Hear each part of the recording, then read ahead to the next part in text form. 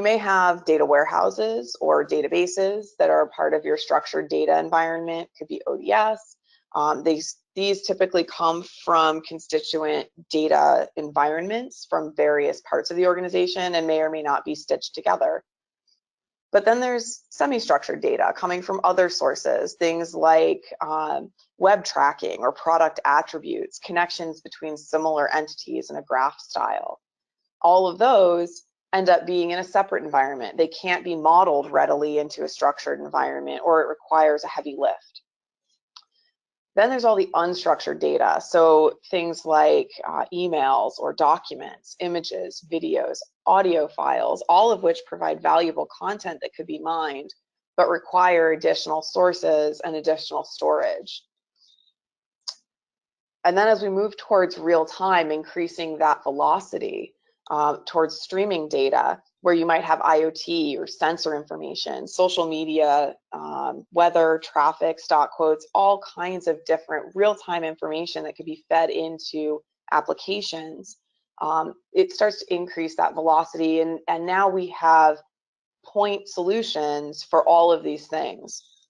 But there is another option, which is to scale using something that can actually pull all of those together. And so that little icon down at the bottom is Azure Data Lake storage, which can actually pull all of these things together so you can analyze them in one place. Now that data lake allows for a multitude of data sources and data types to be pulled together in a no schema required method. So we talk about it as being schema on read, so you don't have the same typical ETL lift that would otherwise make a process like integrating your data in this manner much more arduous. There are also tools that sit on top of Azure Data Lake storage, such as Data Lake Analytics and Azure Machine Learning, that allow it to be used in your modeling and data science much more readily. You can also use HD Insights, which brings in Hadoop and Spark, as well as other technologies to do stream processing against what's stored. And it's not to say that it has to sit in your data lake. So obviously there are some technologies that are easier to use or that are more readily used, like SQL or more structured environments. Once everything is stored in your data lake, it becomes a component to be read into a data warehouse.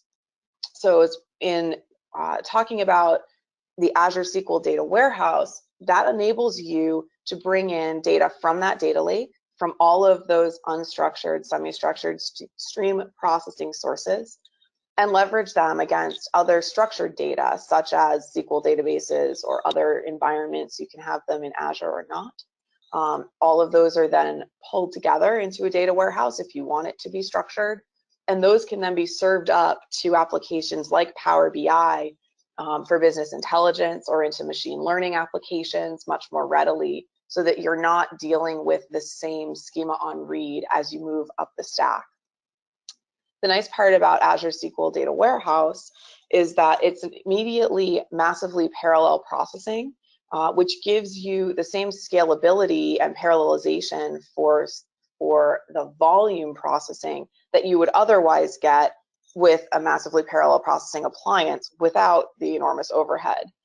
So you don't have to buy a multi-million-dollar box to get those same benefits.